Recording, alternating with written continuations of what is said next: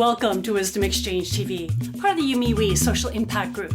I'm Suzanne F. Stevens, international speaker, social entrepreneur, author, and your host.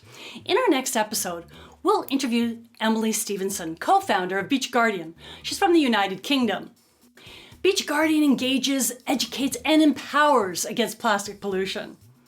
In this interview, you'll learn how to garner a multinational to embrace your recommendation, a branding technique to create a massive ripple effect, how to make a difference within minutes at no cost, how to engage volunteers in a movement, how to start a non-for-profit, and more.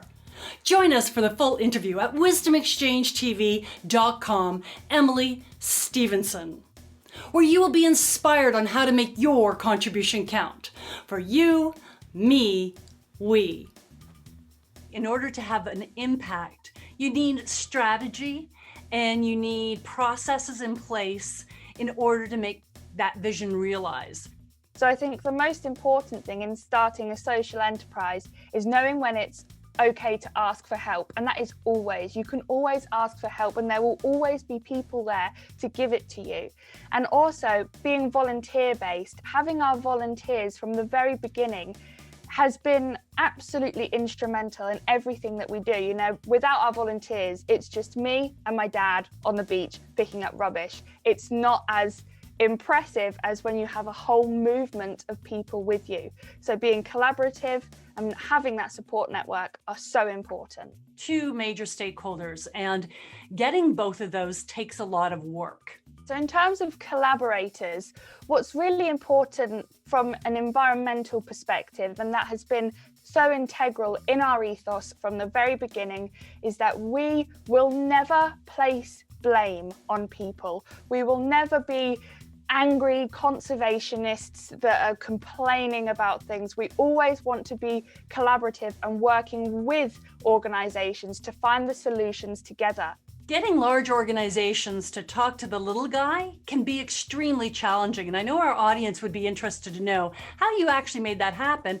I knew I needed to do something big to warrant their attention. So for my graduation of my marine biology degree at the University of Plymouth, this is back in 2018, I wore a dress that I made out of Walker's crisp packets. Walker's are a chips brand. They're owned by PepsiCo. I believe it's maybe Lay's for you guys.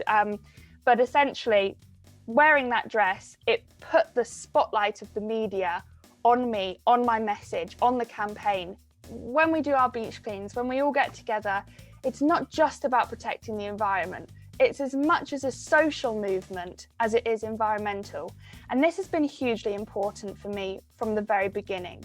Doing the beach cleaning, for me, is a tonic. It supports and nourishes my mental health and well-being. It's always been the thing that I can fall back on that brightens my day.